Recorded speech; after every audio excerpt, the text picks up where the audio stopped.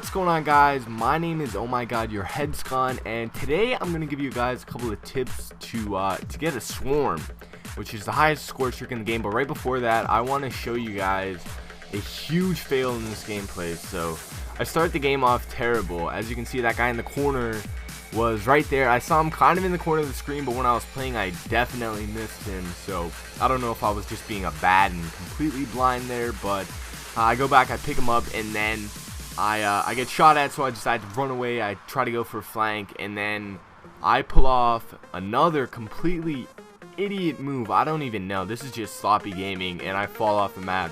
And those are actually my only 2 deaths in the entire gameplay, so it's pretty embarrassing, but I make up for it with the rest of the gameplay, so you guys can keep watching that. But anyway, so back to getting a swarm. I'm going to give you guys some tips and tricks and general strategies for keeping your score streak going and generally speaking getting those higher score streaks. And I actually get a nuclear in this game as well, which is pretty cool, but it took a little while to get it. It was like a, I don't know, a 7 or 8 minute nuclear. It's kind of stretched out throughout the whole game, and that's kind of what my playstyle is like. I don't really like rushing directly down the middle. I like to stay on the outskirts of the map. I like getting flanks on the enemy team, and I like to kind of pick my gunfights and make sure that I'm always in that advantage, and I'm not going to run into, you know, crossfire from all sorts of different directions or a group of enemies where you're probably going to die, because if you get into a gunfight with 3 people, no matter how bad they are, you probably aren't going to be able to survive, you know, gunfire from all of them. But anyways, let's get back to those tips and tricks I was talking about for getting a swarm. So number 1, and this is probably the most important one, you're going to want to use a good gun. And it's kind of more of an opinion thing. Different people like different guns. Some people really like to run SMGs, and some people like to run assault rifles. But in those categories, there are kind of some dominant weapons that are used by most people that are, you know, pretty experienced with the game and know what they're doing. And those weapons are going to be the M8 and the AN94 in the assault rifle category, as well as the FAL if you have a trigger finger or if you have a modded controller, which I really hate dying from people that have a FAL with a modded controller, because it is so overpowered. It's a 2-shot kill from close, 3 from far, and the rate of fire is pretty insane. But it's still, I'm not gonna not tell you guys that it's a beast gun, because it is. So if you have a good trigger finger or a mod, use a FAL. Otherwise, the AN94 is a great fully automatic assault rifle, and the M8 is a really good 4-round burst assault rifle. So in the assault rifle categories, those are the dominant ones. And then moving on to the SMG categories, you're going to have guns like the MSMC, which is just kind of a melter gun. It takes 3 bullets, I think, to get a kill from close, and 4 from range, 4 or 5 from range. But it's got pretty predictable recoil patterns, and generally speaking, it's pretty good at long range. So that's why it's one of the more dominant SMGs. And then the Scorpion is a really good close range weapon, because the rate of fire is kind of insane, and it's a 4 or 5 bullet kill from close. I think it's 4 and then 6 or so from far. But using one of those weapons is really important, because it's going to help you win the gunfights easier, and that's one of the most important things in a first-person shooter game like Call of Duty, where it's all about how quickly you get the kill. It's not like Halo, a game like Halo, where you kind of have a second chance. You're not really gonna have a second chance to turn on somebody in this kind of game. It's such a quick twitch shooter, and you die so quickly in it that you're always gonna want to be using the weapons that get you the kills the quickest. So that's why I recommend those weapons. So let's move on to tip number 2 now, and I'm gonna be talking a bit about score streaks. Okay, so score streaks. When you're trying to get a swarm, you're not going to want to run really low score streaks with your swarm setup. You're going to want to have higher score streaks, because they're kind of going to lead into each other. Whereas if you're using, say, a UAV and a lightning and then a swarm, chances are your UAV is going to be long gone by the time you get anywhere near your swarm. And it's pretty much going to have been useless. I recommend you use higher score streaks when you're trying to get a swarm, and the basic setup for any swarm is an orbital VSAT to start off with. And basically, once you get your orbital VSAT, you should be good to go as far as getting your swarm goes. So an orbital VSAT is pretty much a crucial role in getting a swarm, and it obviously allows you to know where the enemy team is, along with giving you points for every kill that your teammates get. So that kind of starts building you up towards your swarm.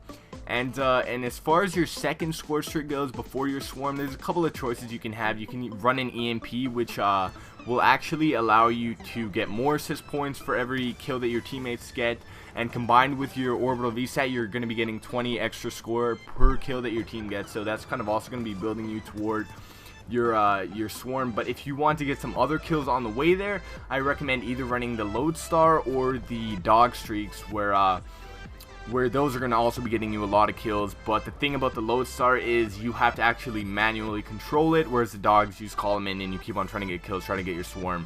And if you're using a lodestar, you can die while in it while trying to get the swarm, and that kind of sucks. So it's not my favorite setup. My favorite setup is just orbital dogs and swarm, but it's kind of entirely opinionated, and you can kind of experiment around, see what works best for you. Alright, next up, tip 3.